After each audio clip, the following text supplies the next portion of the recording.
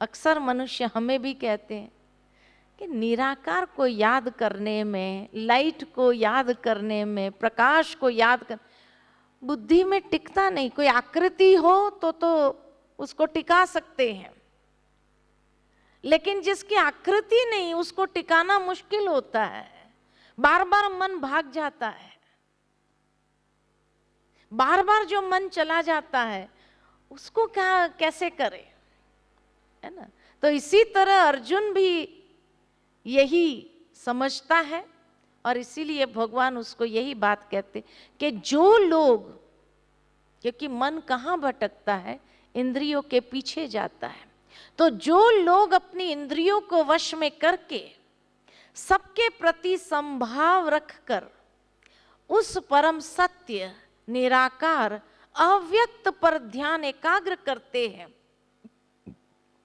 वह समस्त लोगों के कल्याण में संलग्न रहकर अनंतः मुझे प्राप्त कर लेते हैं। अंत में मेरे सानिध्य में आ जाते हैं, मुझे प्राप्त कर लेते हैं।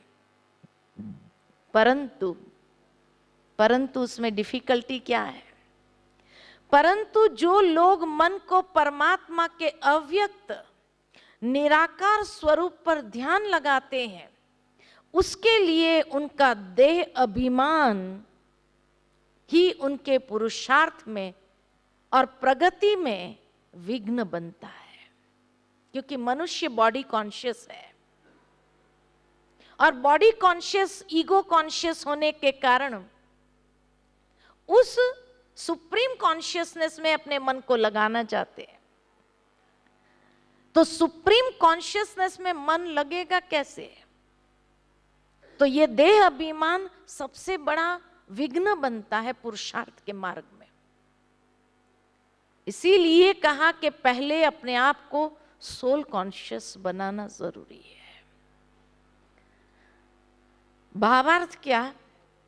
एक उदाहरण अगर मैं दूं कि एक व्यक्ति डॉक्टर है,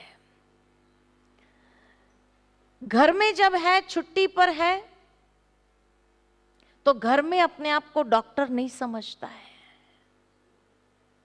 घर में घर का सदस्य समझता है और इसलिए घर के कारोबार में भी हाथ बटाता है। बच्चों के साथ खेलेगा भी, अगर डॉक्टर समझेगा तो बच्चों के साथ खेल नहीं सकता है। इसी तरह अगर उसको गार्डनिंग का शौक है तो गार्डनिंग भी करेगा, क्योंकि उसने डॉक्टर नहीं समझा है। लेकिन जैसे ही मंडे मॉर्निंग हो जाए और उसको हॉस्पिटल जाना है, कि रटता नहीं है कि मैं डॉक्टर हूं, मैं डॉक्टर हूं, मैं डॉक्टर हूं, रटना नहीं पड़ता है। लेकिन जैसे ही तैयार होने लगता है, उस कॉन्शियसनेस में, उस स्मृति में आ जाता है कि मैं डॉक्टर हूं। और जैसे ही उस कॉन्शियसनेस में आया कि कौन याद आएगा? कौन याद आएगा? पेशेंट याद आएंगे, हॉस्पिटल याद आएगा, ऑपरेशन याद आएगा, किसको क्या ट्रीटमेंट देनी है, किसको डिस्चार्ज देना है, किसका ये सब बातें उसके दिमाग में कनेक्ट होने लगती है। जज साहब जब घर में है तो जज साहब थोड़ी समझते हैं, लेकिन जैसे ही कोर्ट का टाइम होता है कि रटना नहीं पड़ता है कि मैं जज हूं, मैं जज हूं, मैं जज हूं। लेकिन जैसे ही उस कॉन्शियसनेस में आए कि कौन याद आता है? कौन याद आता है? केसेस याद आना शुरू, आज कितने केस निपटाने हैं, कौन सा केस पहले के, सारा प्लानिंग शुरू हो जाता है कि नहीं होता है? क्योंकि जज समझा, उस कॉन्शियसनेस में आ गए। इसलिए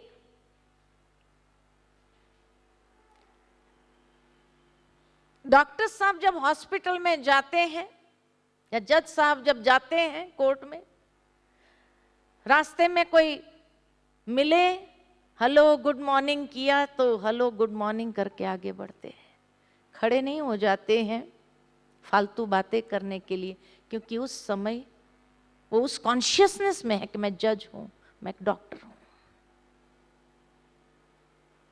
पेशेंट के पास जब डॉक्टर राउंड लगाने जाते हैं, उसको पता है कि कल ही ये पेशेंट का ऑपरेशन हुआ है और इसलिए जब ताजा है, ऑपरेशन कटा हुआ है, तो रात भर दर्द तो हुआ होगा।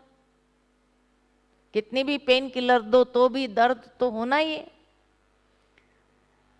और इसीलिए जैसे ही पेशेंट के पास जाकर कैसे हो करके पूछते हैं कि पेशेंट कंप्लेन शुरू करता है, डॉक्टर साहब बड़ा दर्द रहा, बहुत रात भर नींद नहीं आई। डॉक्टर साहब जानते हैं कि सब हुआ है, फिर भी क्या पूछते हैं, ये गोली लिया था रात को?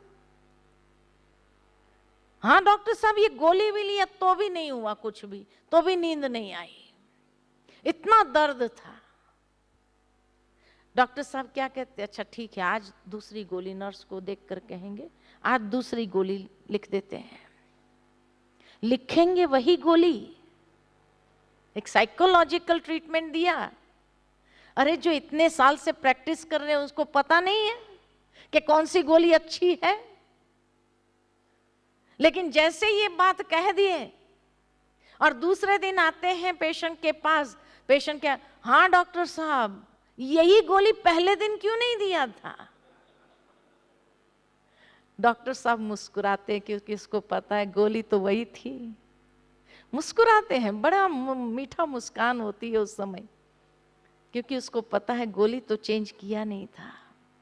लेकिन 48 घंटे के बाद तो दर्द वैसे भी कम होना ही है, ये मालूम है उसको, मालूम है। और इसलिए फिर एक साइकोलॉजिकल ट्रीटमेंट देकर, अरे कल तक तो तुम ठीक हो करके चलना शुरू कर देगा, और आगे बढ़ जाता है। जब ओपीडी में बैठे हैं और वहां कोई रिश्तेदार आ जाए और पूछना चालू करते हैं, डॉक्टर साहब कैसे हो, घर में सब ठीक है, हाँ? आपके बच्चे सही है, माता पिताजी ठीक है? डॉक्टर साहब क्या कहे, सब ठीक है, आपको क्या प्रॉब्लम है बताइए। क्योंकि उस समय वो रिश्तेदार की कॉन्शियसनेस में नहीं है, उस समय वो एक डॉक्टर की कॉन्शियसनेस में है। रिश्तेदारी की जो बातें करनी है घर में करो, इतनी लाइन बाहर लगी हुई है, उसको पता है, और ये सारी रिश्तेदारी की बातें यहां करने लगेंगे कैसे होगा? इसलिए तुरंत कम टू द पॉइंट कि भाई आपको क्या तकलीफ है बताइए, तुरंत। उस समय कोई रिश्तेदारी उस कॉन्शियसनेस में है ही नहीं। कहने का भावार्थ कि उसी समय मान लो कि उसकी माँ का फोन आ जाए घर से कि बेटा शाम को तुम जब लौटो तो रास्ते में से ये चीज लानी है, हाँ करेगा, रख देगा फोन। जब गया घर, माँ ने पूछा ले आया, कहेगा भूल गया। माँ कहेगी भूलने की बीमारी तो मुझे है, तुझे कहां से लग गई? भूलने की बीमारी नहीं है, लेकिन वो बात उस वक्त कही गई थी जब वो बेटे की कॉन्शियसनेस में ही नहीं था, वो एक डॉक्टर की कॉन्शियसनेस में था, इसीलिए भूल गई। लगातार 3-4 दिन भूलने के बाद क्या कहेगा, अरे आप खुद मंगा क्यों नहीं लेते हैं, ड्राइवर है, गाड़ी है, मंगा लो, मुझे याद नहीं रहता है ये सब चीजें। इसी तरह एक टीचर जब घर में है तो सारा घर का कारोबार, सबका ध्यान रखना, सब कुछ करते हैं, लेकिन जैसे ही स्कूल जाने का टाइम होता है ये कौन याद आता है, ये क्लास को ये पढ़ाना, ये क्लास को ये पढ़ाना, ये क्लास का होमवर्क चेक करना, ये क्लास को टेस्ट लेना है, यही सारा प्लानिंग शुरू हो जाता है।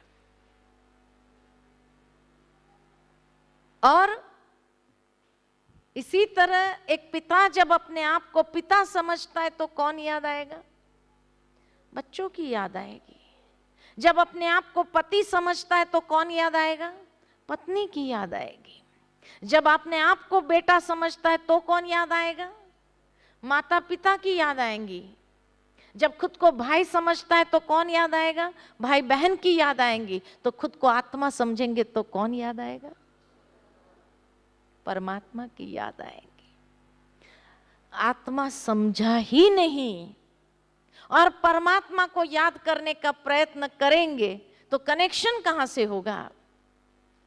परमात्मा को याद करने के लिए अपने आप को आत्मनिश्चय करना जरूरी है। उसके लिए रटने की आवश्यकता नहीं है, मैं आत्मा हूं, मैं आत्मा हूं, मैं आत्मा हूं। लेकिन जैसे ही उस कॉन्शियसनेस में आते हैं कि स्वतः मन उस परमात्मा की ओर ही जाता है, सहज स्वाभाविक रीति से। इसीलिए भगवान ने कहा जब तक देह अभिमान में है तो ये देह अभिमान सबसे बड़ा रोड़ा है कि जो आपके मन को उड़ करके वहां जाने ही नहीं देता है। और देह अभिमान में है तो देह से कनेक्टेड जितनी बातें हैं वही याद आएगी, उसके सिवाय दूसरी कोई बात याद नहीं आएंगी, वही याद आएंगी। शास्त्र में एक कथा आती है, आप सबने सुनी होंगी ये कथा। कौन सी कथा? समुद्र मंथन की कथा सुनिए। समुद्र मंथन जब हुआ, देव और असुरों के बीच में हुआ, और उस समय जैसे ही समुद्र मंथन शुरू हुआ कि सबसे पहले क्या निकलता है? विष निकलता है। और वो विष इतना स्ट्रांग होता है, उसकी स्मेल, जिस कारण देवताएं बेहोश होने लगे।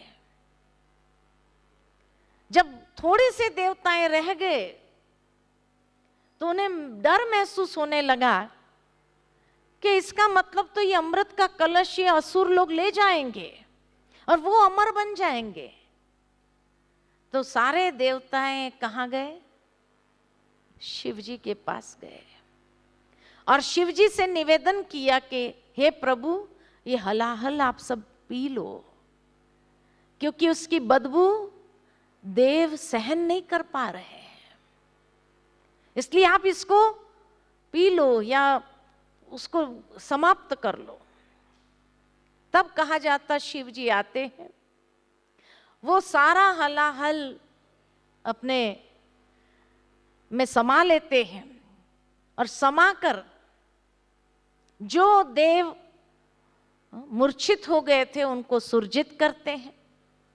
फिर वापस समुद्र मंथन शुरू होता है और धीरे धीरे उनके समुद्र से एक एक चीज निकलने लगती है और अंत में जाकर के वो अमृत कलश निकलता है, जो लक्ष्मी जी ने अपने मोहिनी स्वरूप को धारण करके उसको धारण किया और धीरे धीरे वो अमृत देवताओं को पिलाया गया, वो अमर हो गए और असुर समाप्त हो गए।